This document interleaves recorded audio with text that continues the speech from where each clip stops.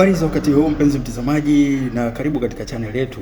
Kama nilivyokuahidi katika session iliyopita kwamba session hii inayofuata tutaenda kujibu maswali kadhaa kuhusiana na dawa za dharura za kuzuia maambukizi ya HIV kwa maana ya PEP, yani post exposure prophylaxis. Maswali haya ni kama ifuatavyo. Kwanza tutapata kujibu swali la je, dawa hizi zinazotumika kama kinga ya maambukizi ya ukimwi, je, ni dawa hizi za kawaida ambazo zinatumika kama ARV au kuna dawa maalum? Lakini pia tutapata kuangalia ni aina gani hiyo ya dawa ambayo inatumika. Lakini tutapata kujibu swali ambalo linajiulizwa na watu wengi, je, dawa hizi zinauzwa na zinapatikana wapi hasa? Ni community pharmacy au hadi hospitali? Tutapata kuangalia hiyo, lakini pia zinatumikaje, hizi dawa zinatumikaje kwa mtu huyo anayetumia kama kinga. Anatumiaje? Anatumia mara ngapi kwa siku na atalazimika kutumia kwa kipindi cha muda gani? Hiyo yote tutaenda kujibu katika session hii. Lakini pia zina ufanisi kiasi gani? Yaani ni asilimia ngapi au ufanisi wake uko wapi na madhaifu yake yako wapi? Pia tutaenda kuangalia katika session hii, na mwisho kabisa katika session inayofuata ambayo itakuwa ni session ya 3 sasa, kuhusiana na mada hii ya dawa ya dharura ya kuzuia maambukizi ya ukimwi baada ya tukio la hatari. Tutaenda kuangalia ni namna gani hizi dawa zinafanya kazi. Wote tunajua kwamba hadi sasa hakuko na dawa ya kutibu HIV kwa maana ya HIV AIDS, na wala hakuko na dawa yenye uwezo wa kuua virusi. Sasa kama hizi dawa haziui virusi, je, hivi virusi ambavyo vinakuwa vimeshaingia mwilini kwa huyu mtu na bado havijaleta maambukizi vinaishia wapi? Au inakuwaje isifikie hatua zikamletea madhara huyo mtu? Hivi virusi vinatoka mwilini, kama vinatoka tokaje? Lakini je, vinakufa? Na kama vinakufa vinauliwa na nini? Kwa sababu hizi dawa, au wengi tunafahamu kwamba dawa za ARV au dawa hadi sasa hakuko na dawa yenye uwezo wa kuua HIV virus.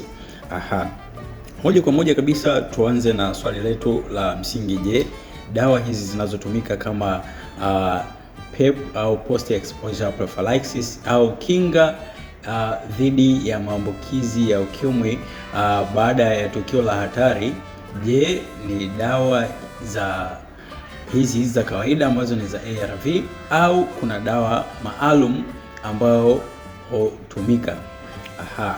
Jibu la wazi kabisa na ambalo watu wengi pengine hawajui ni kwamba dawa inayotumika kama kinga dhidi ya maambukizi baada ya tukio la hatari, yani PEP, dawa hizi ni dawa za kawaida kabisa ambazo ni ARVs, ambayo ndio hiyo inatumika kama first line kwa mtu ambaye tayari amekwisha athirika.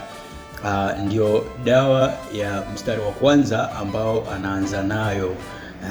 Na hii dawa kwa regime za hapa kwetu Tanzania, kufuatana na miongozo ya matibabu ya HIV, hii regime inakuwa na mchanganyiko wa dawa 3. Ni dawa ambayo inakuwa na mchanganyiko wa dawa 3 na ni ARV ya kawaida kama nilivyokwisha sema, na hiyo dawa kwa kifupi huwa inafupishwa kwa kuandikwa TLD. Inakuwa ina mchanganyiko wa dawa ambayo inaitwa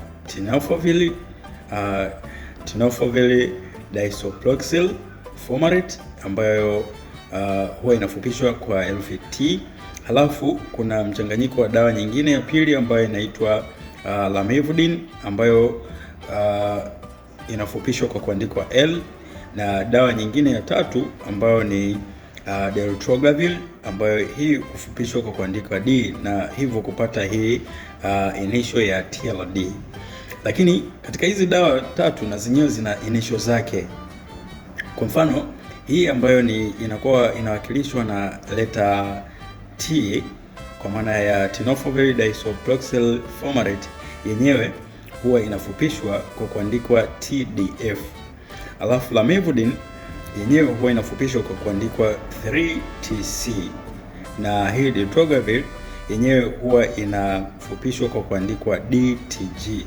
Sasa hizi dawa tatu, kwa ufupi tu nisije nikajibu swali linalofuata, hizi dawa tatu zinafanya kazi kama tatu hivi. Kwanza, kuzuia attachment ya virus kwenye seli ya binadamu, lakini pili, inazuia hawa virus wa HIV kujitoa kopi, lakini tatu, inazuia hawa virus kujibadilisha kutoka RNA kwa kutumia DNA ya seli ya binadamu ili kuzalisha virusi wapya. Kwa hiyo hii dawa inafanya kazi hizo tatu kwa maeneo matatu tofauti. Kama nilivyosema, hizi dawa ndio dawa ambazo zinatumika kama ARV ya kawaida, lakini kwa hapa inatumika kama kinga dhidi ya maambukizi ya HIV baada ya tukio la hatari, na sio tiba kama ilivyo katika ARV ya kawaida kwa mtu ambaye amekwisha athirika. Katika session iliyopita tulipata kuangalia kwamba hizi dawa zinatumika baada ya matukio ya hatari, na tukamention pale baadhi ya matukio ya hatari kama kubakwa au kinga kupasuka wakati wa tendo au kushiriki tendo bila kinga na mtu ambaye hauelewi status yake ya HIV. Lakini hatukuzungumzia ni wakati gani huyo mtu atapaswa kutumia. Sasa unapaswa ujue kwamba hii PEP au hizi kinga inapaswa mtu aanze kutumia immediately au mara moja baada ya tukio la hatari, na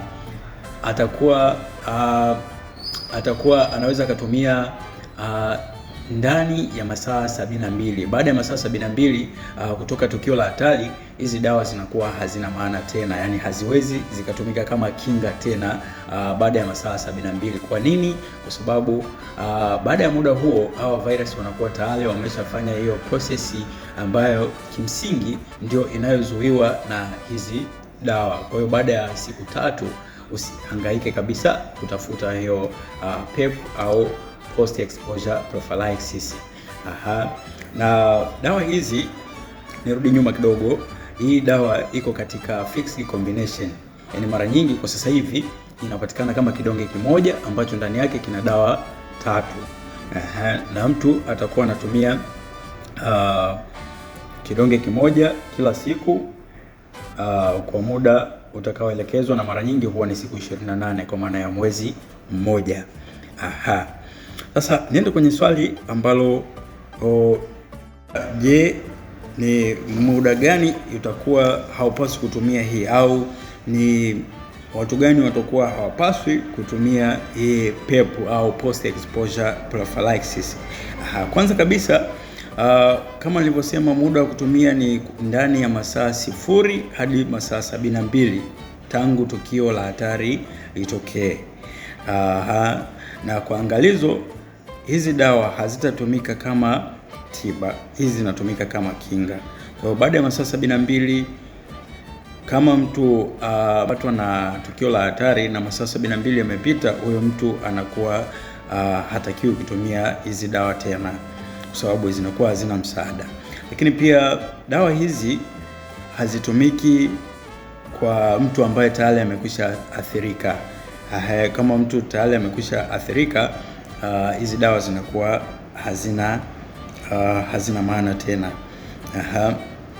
Na jambo la kuzingatia ni kwamba ili hizi dawa ziwe na ufanisi mkubwa, inatakiwa zianze kutumika mapema sana, lakini pili, zitumike kwa usahihi, yani kwa muda wa siku 28 kila siku bila kuruka hata siku moja.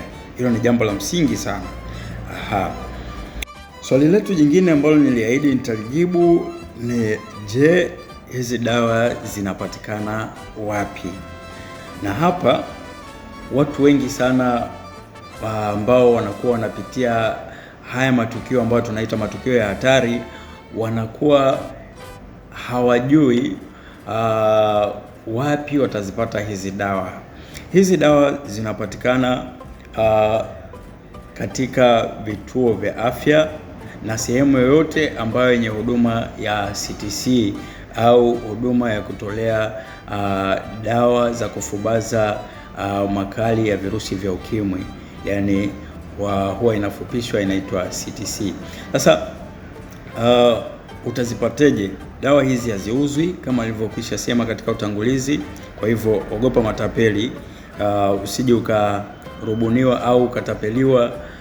Dawa hizi haziuzwi, cha kwanza. Lakini pamoja na kwamba dawa hizi haziuzwi, inafaa kuwa na utaratibu maalum, ambao utaratibu huo ni pamoja na kuainisha ni tukio gani la hatari ambalo limekupata. Kwa hivyo usije katengeneza mazoea kwamba nitafanya hivi, labda nitashiriki tendo bila kinga then naenda kupata pepo, au ninaweza nikafanya hivi kwa makusudi afu mwisho wa siku nikapate pepo. Sasa utakuwa na maelezo ambayo utayatoa katika kituo ambacho utakuwa umeenda. Na kwa uzito wa maelezo na uzito wa hatari ambayo umeielezea, wataalamu wa afya wa kituo husika watakupatia hii PEP bila masharti, na watakupatia maelekezo jinsi ya kutumia. Lakini kabla haujatumia hizi dawa, sharti ya kwanza ni lazima upime HIV. Tunapima HIV ili kujua status yako kwa saa hiyo. Kumbuka tumesema dawa hizi hazitumiki kwa mtu ambaye tayari amekwisha athirika. Yaani hii pepo haitumiki kwa mtu ambaye amekwisha athirika. Kwa hiyo ni lazima tupime tujue status yako kwanza, ili kama utakuwa umekwisha athirika, basi utatumia dawa hii kama ARV ya kawaida na sio PEP. Yaani utatumia kama ARV ya kawaida na sio kinga dhidi ya maambukizi. Nilikuahidi kwamba tutaelezea je, dawa hii ina ufanisi wa kiwango gani? Sasa dawa hii ufanisi wake tunasema ni kati ya 80% hadi 90% kama endapo ikitumiwa kwa usahihi. Yaani inamaanisha kama mgonjwa au huyu mtu ambaye amepatwa na tukio la hatari atapata kuwahi kupata matibabu, hiyo cha kwanza, yani kupata hizi dawa.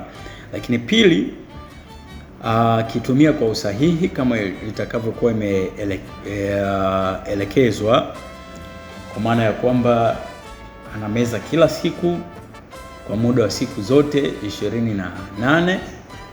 Lakini kusiwe na ukinzani wa vitu vingine. Vitu vingine ni vitu gani? Kwa maana kwamba huwezi ukawa unatumia hizi dawa halafu bado unaendelea na matukio ya hatari. Hicho cha kwanza. Lakini cha pili, ili hizi dawa ziwe zina ufanisi, wakati ambao unaendelea kutumia hizi dawa inashauriwa kufanyiwa vipimo vya follow up mara kwa mara, ili kuendelea kutrack ile status yako, tujue je, ni bado haujapatwa na maambukizi au kuna shida imejitokeza. Lakini tatu, kusiwe kuna interaction ya dawa zingine. Kwa hiyo unapotumia dawa hii ni vizuri sana kuwa muwazi kwa wataalamu watakao kupatia, wafahamishe kama kuna dawa nyingine unatumia, aidha dawa ya hospitali au dawa za kienyeji, kwa sababu muda mwingine dawa inaweza ika-interact na dawa nyingine ya hospitali au ika-interact hata na dawa za kienyeji. Jambo la msingi sana. Mpenzi mtazamaji, hadi hapo tumefika mwisho wa session yetu ya leo, ambayo ni sehemu ya pili, na tutakuja na sehemu ya tatu, ambapo kama nilivyokuahidi tutapata kuelezea ni kwa namna gani hizi dawa zinafanya kazi, lakini pia tutapata kuangalia je, wale virus ambao wanakuwa wamemwingia huyo mtu wanatokaje mwilini? Wakati tunajua hakuko na dawa ya kuua virus, lakini tunajua kwamba huyo mtu tayari virus wanakuwa wako mwilini. Je, wanatokaje? Hili swali tutapata kujibu katika session yetu ya 3, na ambayo pengine itakuwa ndio session ya mwisho katika mada hii ya dawa ya dharura ya kuzuia maambukizi ya virusi vya ukimwi, ambayo inajulikana kwa jina la kitaalamu kama PEP au Post Exposure Prophylaxis. Cha kufanya ni kubaki katika channel yetu, bonyeza alama ya kengele ili tutakavyopakia tu somo lolote uwe wa kwanza kuipata, lakini pia unaweza ukashare na watu wengine ili waweze kupata elimu hii muhimu sana.